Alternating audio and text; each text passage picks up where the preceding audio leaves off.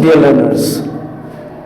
I am faculty of physics at SRN Knowledge Center at SRN International School, Jagatpura, Jaipur. So today we will start with alternating currents. This topic is taken from grade 12th physics chapter 7. So let's start the video. Today we will talk about alternating current circuit with resistor, alternating current circuit with inductor, alternating current circuit with capacitor, and finally we will talk about alternating current circuit with LCR. LCR stands for inductor, capacitor and resistor. Here we go. In the first slide we will learn about AC circuit with a pure resistor. So in the diagram we can see that this diagram represents you that a circuit is containing purely a resistor circuit. The components are a resistor and an alternating power source.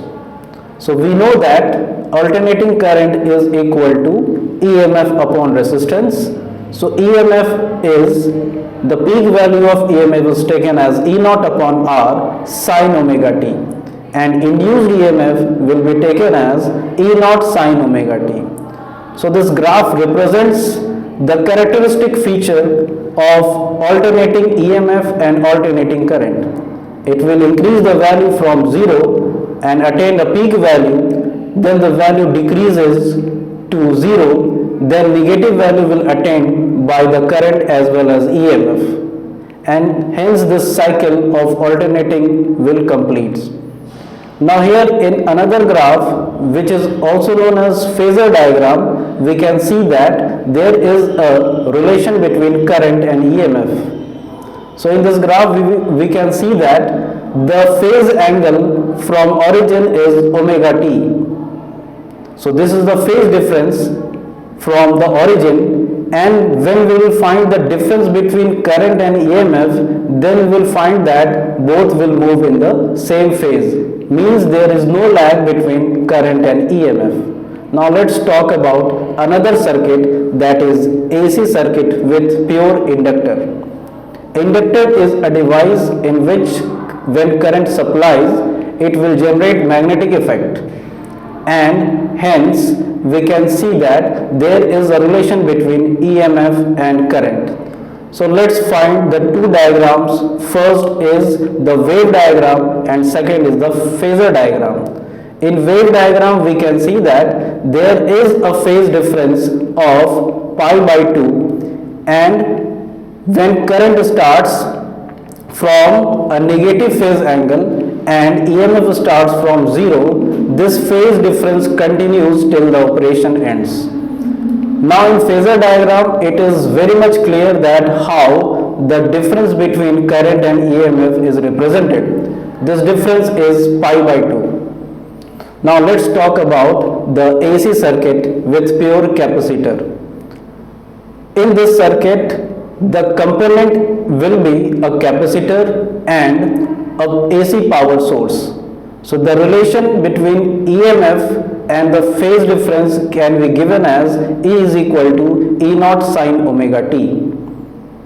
Now again we will learn both the graphs, that is phasor diagram and wave diagram, to represent the relation between current and EMF. Here we can see that when current starts from a particular phase value pi by 2, in that time EMF is at 0.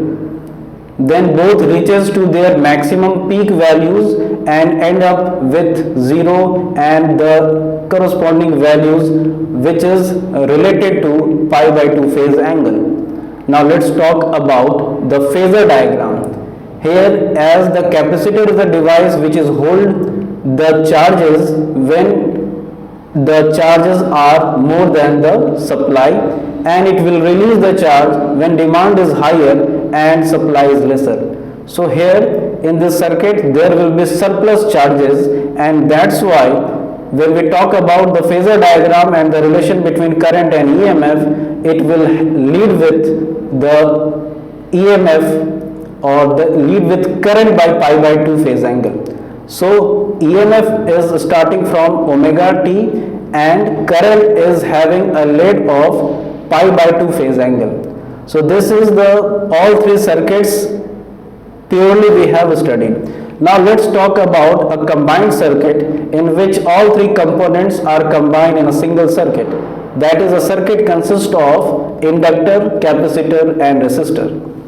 Now if we combine all those phasor diagrams, then we can have a continuation of the result, that the combination will be such that the phasor diagram will represent that voltage across the inductor is pi by 2 ahead, and in the case of resistor the phasor angle is 0, and in case of capacitor the current leads means voltage lags by pi by 2. All three combines like a vector diagram, and then we will get a resultant value of EMF and resultant value of current in the circuit, which can be represented in the given expression here. It is mentioned A is equal to under root VR square plus VL minus VC whole square, and current is EMF upon under root R square plus XL minus XC whole square. XL is the inductive reactance and XC is the capacitive reactance. Hence we can find the resultant as well as the phase angle from the resultant. So this is all about the AC circuit. All types of circuit I have covered. So this is all about this video of alternating current in which all circuits are covered. So that's all from my side. Do like, subscribe our channel. Thank you.